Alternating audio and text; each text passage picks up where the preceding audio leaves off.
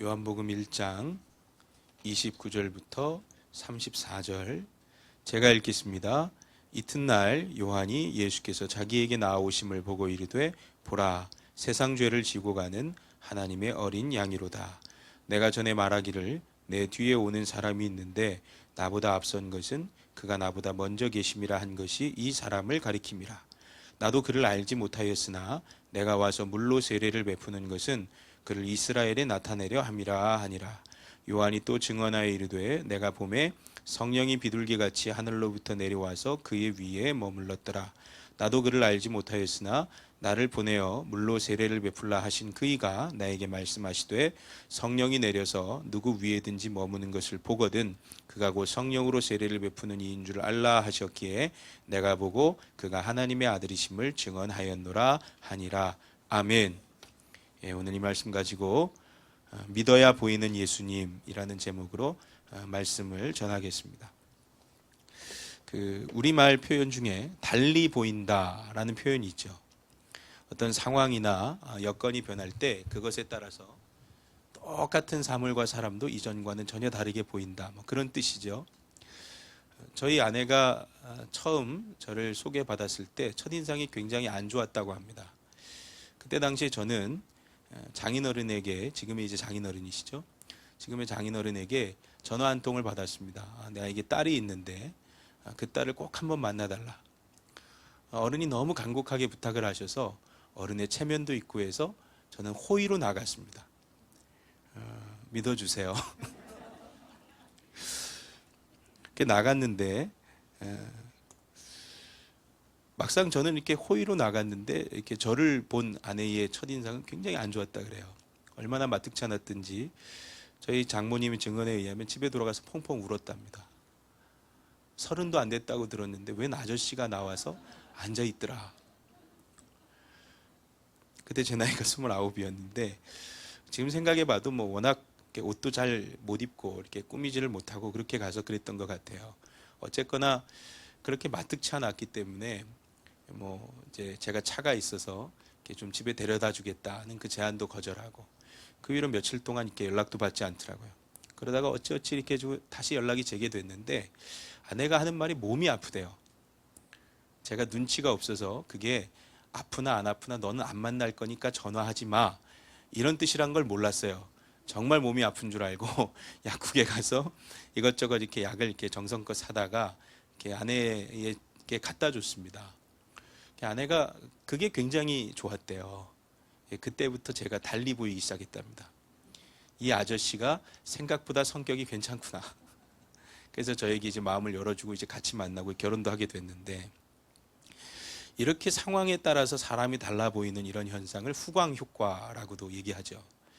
어떤 사람의 좋은 인상이나 평판이 심지어 그의 외모마저 잘생기게 보이게 만드는, 물론 저는 외모가 잘생겨 보이는 역사는 없었어요.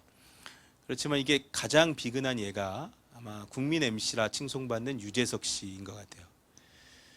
저보다는 잘생겼지만 그러나 썩 잘생긴 얼굴은 아니죠. 좋은 교회면 이럴 때 아니에요 목사님이 더 잘생기셨어요 한마디쯤 나오는데 좋은 교회를 넘어 정직한 교회이기 때문에 훌륭한 외모는 아니에요. 근데 많은 분들이 호감형이다 이렇게 생각하는 이유는 그분이 갖고 있는 좋은 평판 때문이죠. 저는 최근 봉준호 감독을 보면서도 이런 후광 효과를 느꼈어요. 사실 그분의 머리 스타일이 굉장히 이렇게 이상한 머리 스타일이잖아요. 부스스하고 뭔가 감은 듯 안 감은 듯한. 그런데 어느 날 이 봉준호 감독의 머리를 보는데 저분이 고민이 많아서 저럴 것이다. 뭔가 고뇌하는 지식인이 거기서 막 보이는 거예요. 그 부스스한 머리를 보면서 저분이 저런 좋은 영화를 창작하느라 복잡한 영화를 창작하느라 고민을 많이 하느라 머리가 저렇구나. 여러분 오늘 말씀의 세례 요한도 예수님을 보면서 이렇게 달리 보이는 경험을 하게 됩니다. 오늘 말씀 이전에 19절부터 기록된 말씀이 어떤 내용이냐면 세례 요한이 요단강에서 세례를 베풀기 시작하는 그런 내용이에요.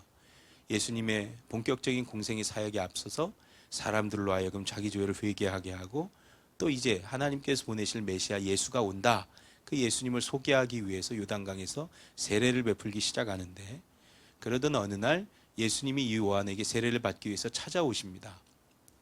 예수님에게 세례를 통하여서 씻음 받아야 될 어떤 죄가 있어서 그런 것이 아니라 그동안 요한이 누구보다 열심히 이제 메시아가 오실 것이다 하는 것을 예언했기 때문에 그 요한의 입을 통하여서 자기 자신이 예언된 메시아라는 것, 하나님의 아들이라는 것 선포하기 위해서 오신 거예요. 이 요한과 예수님의 만남을 통해서 예수님이 하나님의 아들 메시아라는 것이 이제 증거되는 겁니다. 그 요한이 믿음의 눈을 뜨고 자기에게 다가오는 이 예수님을 사람들에게 이렇게 소개합니다. 오늘 우리가 읽은 말씀이죠. 29절부터 31절. 이튿날 요한이 예수께서 자기에게 나오심을 보고 이르되 보라 세상 죄를 지고 가는 하나님의 어린 양이로다. 내가 전에 말하기를 내 뒤에 오는 사람이 있는데 나보다 앞선 것은 그가 나보다 먼저 계심이라 한 것이 이 사람을 가리킴이라. 나도 그를 알지 못하였으나 내가 와서 물로 세례를 베푸는 것은 그를 이스라엘에 나타내려 함이라 하니라. 아멘. 지금 나에게 세례를 받으려고 나오는 이 사람이 세상 죄 지고 가는 하나님의 어린 양이다. 내가 지금까지 예언했던 내 뒤에 오는 하나님의 아들 메시아가 바로 이분이다.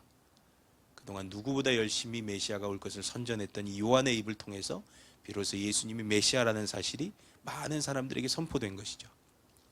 그런데 이 부분에서 참 재밌는 대목이 있어요. 31절을 보니까 나도 그를 알지 못하였으나 그랬습니다. 요한이 예수님을 알지 못했다는 거예요. 이 말을 어떻게 들으면 자기는 이전에 예수님과 어떤 사적인 관계가 없고 그분을 어떻게 아는 정보가 전혀 없었다 이렇게 다가오잖아요. 그러나 사실 이 말은 그런 뜻은 아니에요. 누가복음에 보면 요한의 어머니 엘리사벳 그리고 예수님의 어머니 마리아가 직접 왕래를 할 정도로 가까운 친척입니다. 어머니끼리 친척이면 자식들끼리도 친척이죠. 요한이나 예수님이나 어려서부터 서로 왕래하면서 서로 자주 만났던 그런 친척 관계라는 거예요. 그러니까 나도 그를 알지 못하였다 하는 이 얘기는 사실 틀린 말이에요. 여러분, 요한이 예수님을 알지 못했다라고 하는 이 말은 자기 어머니 엘리사벳의 친척 마리아의 아들 나사렛 예수라는 청년을 몰랐다는 뜻이 아닙니다. 바로 그 예수가 세상 죄를 지고 가는 하나님의 어린 양 메시아라는 사실을 몰랐다는 거예요. 이해가 되세요? 자기 친척 동생 중에 예수라는 사람이 있었다 이걸 몰랐다는 것이 아니라 그 친척 동생 예수가 하나님의 아들 메시아라는 사실을 몰랐다는 거예요. 32절 34절을 읽겠습니다. 요한이 또 증언하여 이르되 내가 보매 성령이 비둘기같이 하늘로부터 내려와서 그의 위에 머물렀더라.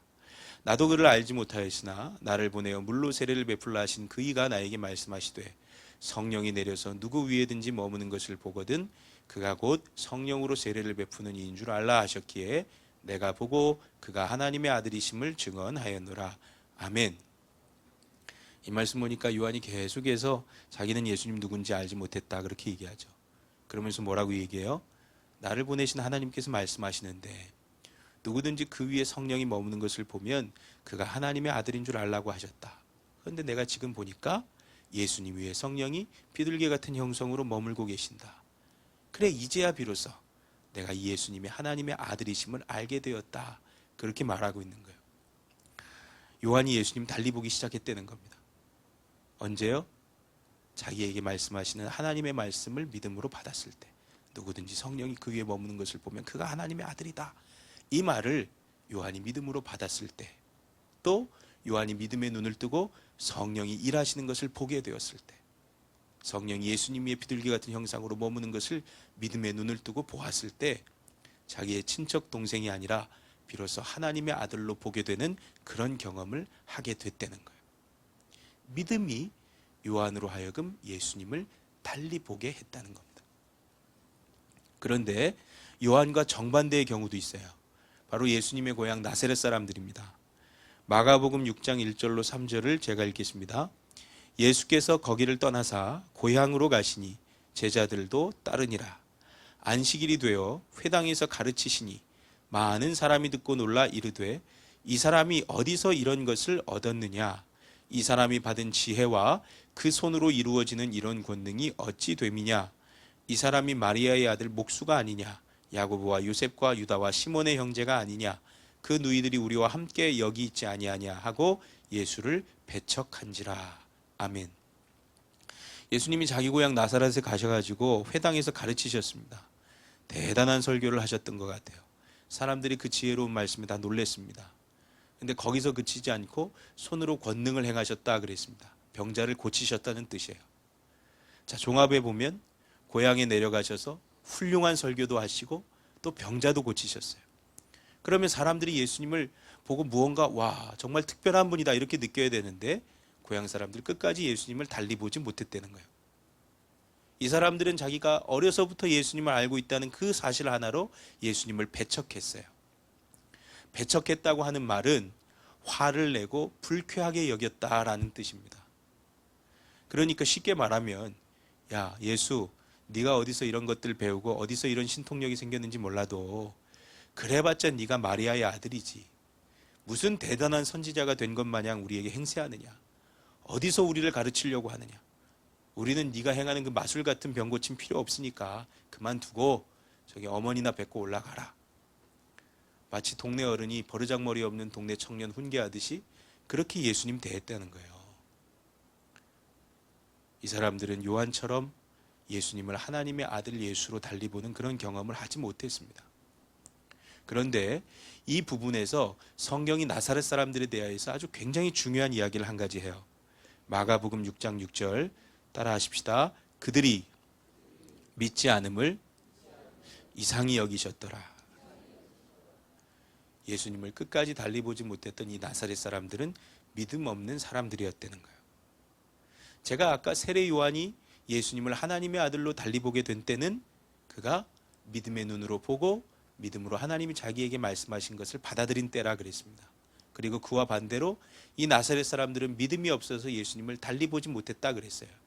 그렇다는 것은 오늘 이 말씀들이 우리에게 가르쳐주는 영적 진리가 무엇이냐?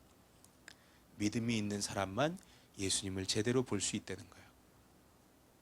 예수님은 믿어야 보이는 예수님이라는 것입니다. 예전에 제가 부목사로 있던 교회를 사임하고 이렇게 나올 때였습니다.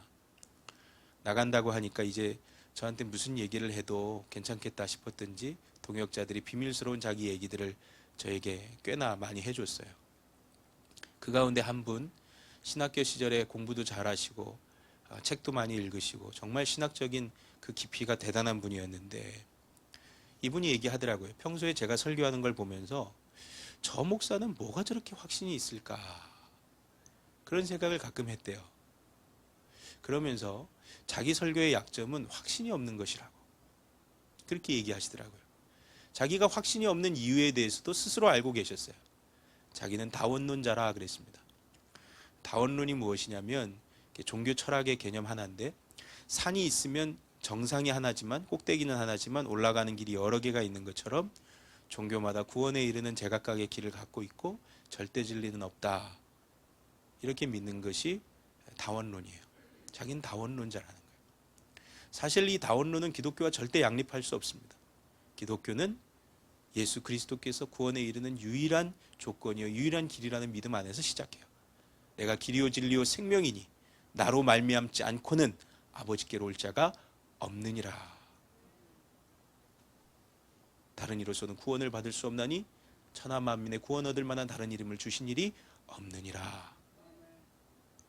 예수님 유일한 길이요 유일한 구원자라고 하는 믿음에서 이 기독교가 시작하기 때문에 사실 다원론과 기독교는 양립할 수 없죠. 그런데 자신은 목사이면서 동시에 다원론자라는 거예요. 아무리 목회를 해도 여전히 예수님이 유일한 구원자라는 생각은 들지 않는다는 거예요. 그게 확신이 없다고. 그래서 확신 있게 설교하는 제가 가끔 부럽기도 했다고 그렇게 털어놓으시는데 그 얘기를 듣는데 그분이 참 가련하다 하는 생각이 들더라고요. 여러분 아마 이 자리에서 저를 포함해서 어느 누구도 그분보다 신학적 깊이가 깊으신 분 별로 없을 거예요. 어쩌면 그분이 자신 스스로는 믿지 않아도 저보다 훨씬 더 구원론도 잘 가르치고 기독교에서 신이 어떤 의미인지 죄가 어떤 의미인지 저보다 훨씬 더 잘 가르치실 수도 있어요.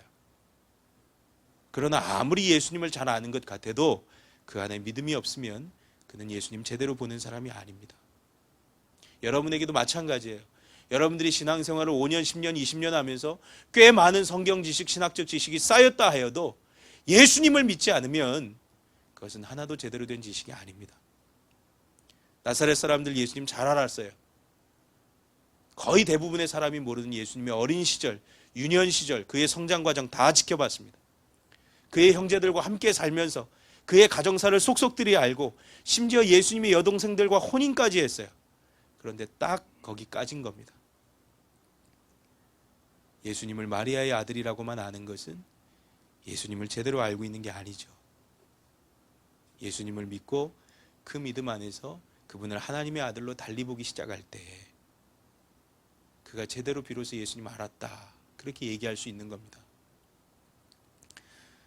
100주년 기념교회 담임하시다가 이제 은퇴하신 이재철 목사님, 본인의 책에 자기 교회의 어떤 여자 집사님의 간증을 실어 놓으셨어요.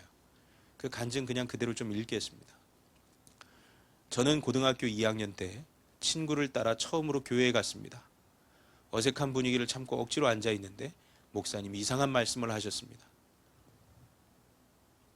떡 5개와 물고기 2마리로 5,000명이 먹고도 12바구니나 남았다.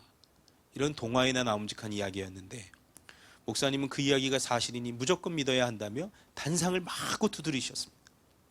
그런데 제가 더욱 놀란 것은 그런 설교를 듣는 사람 중에 누구 하나 의심스러운 표정 짓는 사람이 없었다는 것입니다.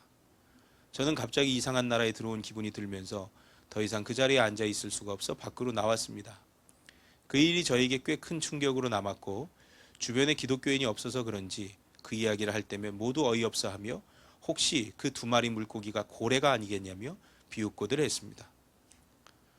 저는 기독교인 하면 떡 5개 물고기 2마리로 5,000명을 먹였다는 이상한 이야기를 믿는 사람들이라고 간단히 정의하고 마음의 벽을 높이 쌓았습니다.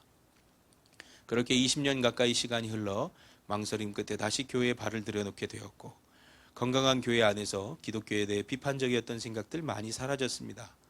그렇게 6개월을 다닌 끝에 등록을 하고 목사님의 새신자 신방을 받게 되었습니다. 신방날 구역 권찰이라며 어떤 여집사님이 먼저 찾아오셨고 저는 처음 보는 그분에게 다과를 준비하며 툴툴거렸습니다. 성경에 그 떡하고 생선 이야기만 없으면 그런 대로 교회를 다닐 만하겠습니다. 그런 얘기를 적어놓고 어떻게 사람들에게 전도를 하는 겁니까? 그런 걸 읽으면 누가 교회를 다니겠습니까? 마음속에 있던 불평을 거침없이 쏟아놓았습니다.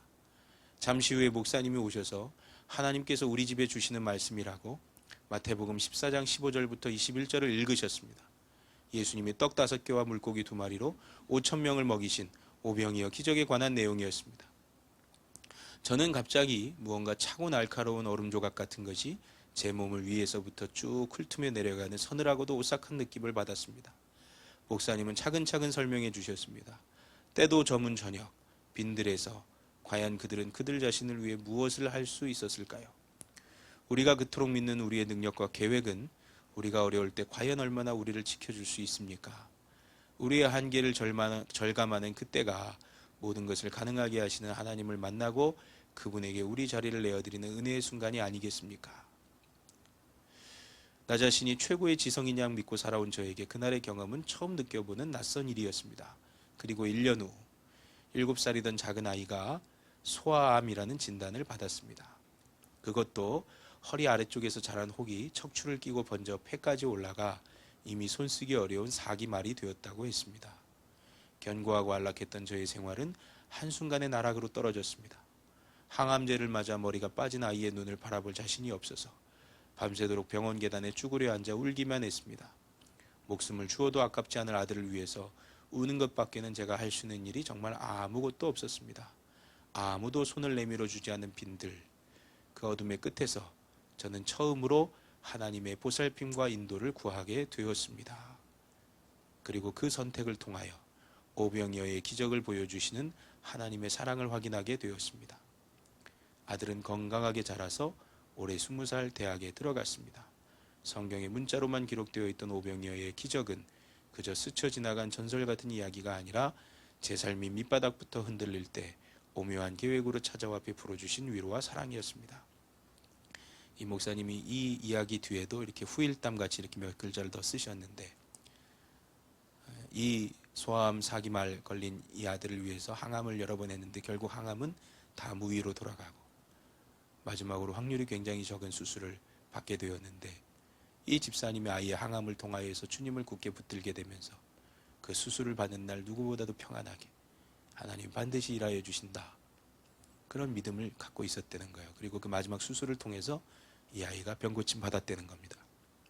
사랑하는 성도 여러분, 여러분은 믿음 안에서 예수님을 달리 보는 그런 경험을 하셨습니까? 예수님을 안다고 얘기하면서 여전히 그분을 나와 아무 상관없는 2000년 전 유대 땅에 살던 기독교의 창시자로만 알고 계신 분들이 있어요. 원수를 사랑하라, 내 이웃 내 몸과 같이 사랑하라, 그저 그냥 좋은 교훈을 많이 남기신 윤리적인 선생님으로 그렇게 아는 분도 있습니다. 어쩌면 존재했는지도 불분명한 신화적인 존재로 아는 분도 있어요. 여러분이 예수님을 그저 그렇게 알고 있다면 아무리 오래 교회를 다녔다 해도 여러분이 예수님을 알지 못하는 것입니다. 예수님을 마리아의 아들 예수로 아는 것을 예수님을 아는 것이 아니에요. 예수님을 하나님의 아들로 달리 봐야 비로소 예수님을 아는 것입니다.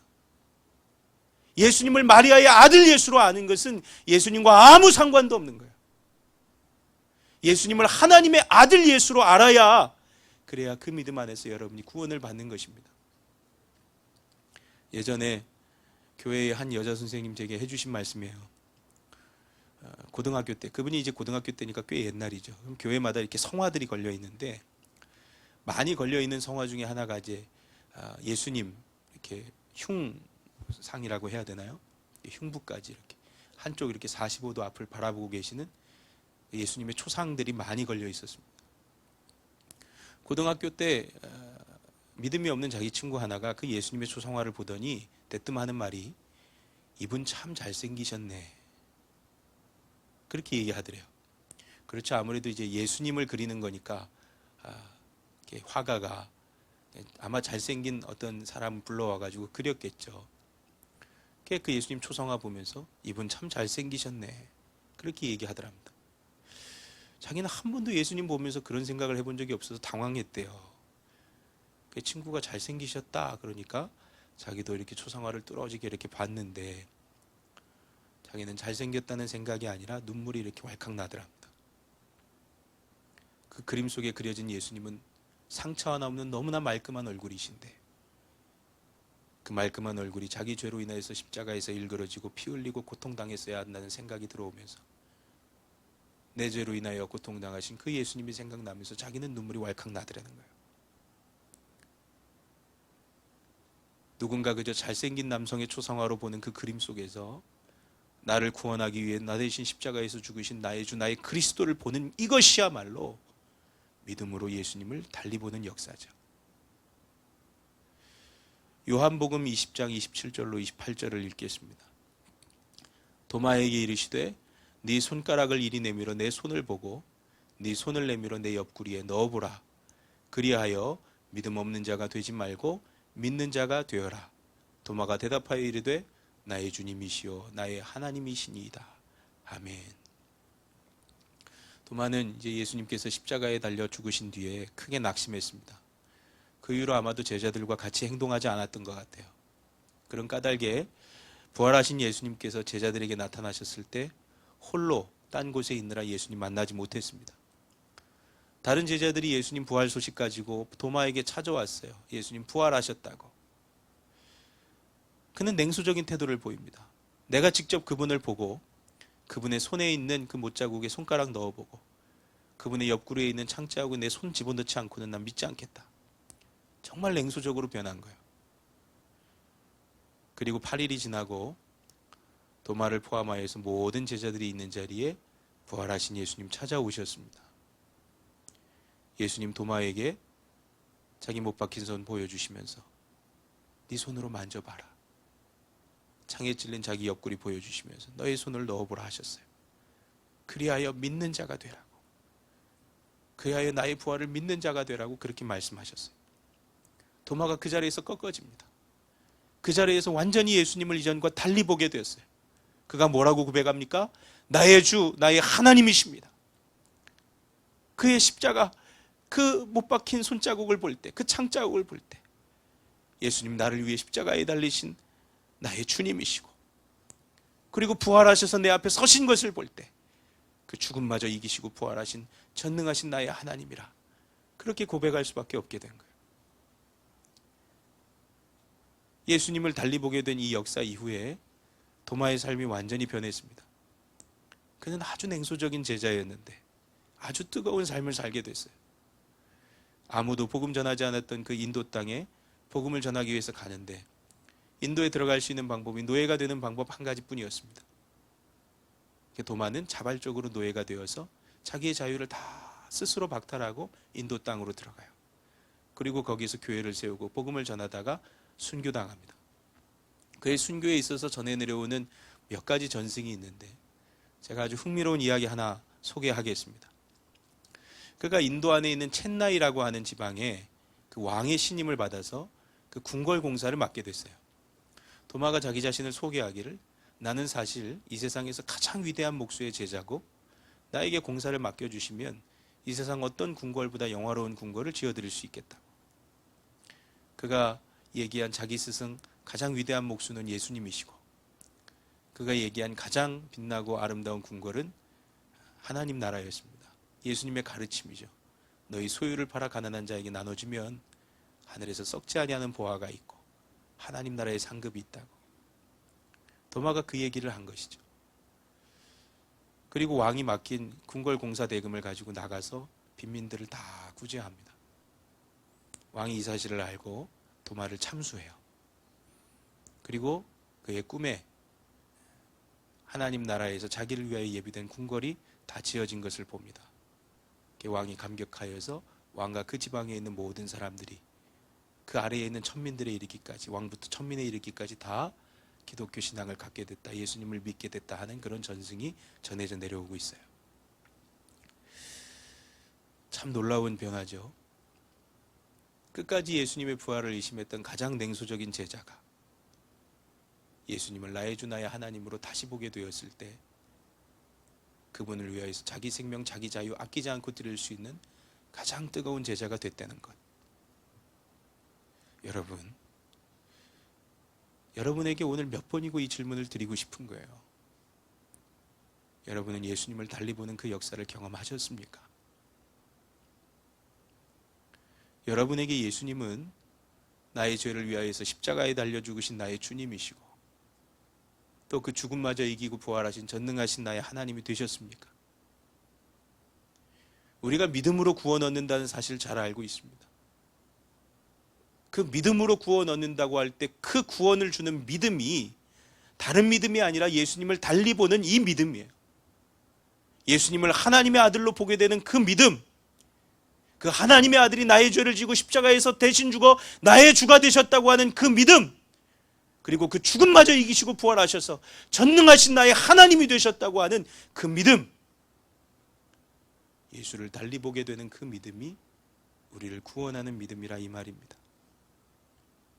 그리고 그 믿음이 우리 안에 들어올 때 냉소적이고 식어졌던 가슴도 도마처럼 다시 불같이 뛰어서 주를 위하여서 아까울 것이 없는 그런 삶을 살게 한다는 거예요.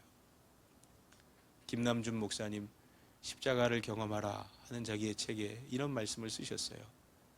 당신이 경험한 십자가는 당신으로 하여금 오직 그리스도만을 위하여 살게 하기에 충분한가? 당신이 경험한 십자가는 당신으로 하여금 오직 그리스도만을 위하여 살게 하기에 충분한가? 그래야 진짜 십자가 만난 사람이라는 거예요. 그래야 진짜 예수님을 달리 본 사람이라는 거예요. 사랑하는 성도 여러분, 축복합니다. 여러분들이 예수 그리스도를 달리 보게 되시는 그 역사가 속히 여러분들에게 일어나기를 축복합니다. 그저 화서가 된 성경 지식으로 2000년 전에 예수님이 사셨고 이런 말씀하셨고 그런 지식을 뛰어넘어서 그 예수님이 나의 주님이시고 나의 하나님이시고 그 나의 주 나의 하나님을 생각할 때 차갑게 식어있던 내 마음이 불같이 뜨겁게 일어나는 여러분들 안에 그 믿음이 회복되시기를 주의 이름으로 축원합니다.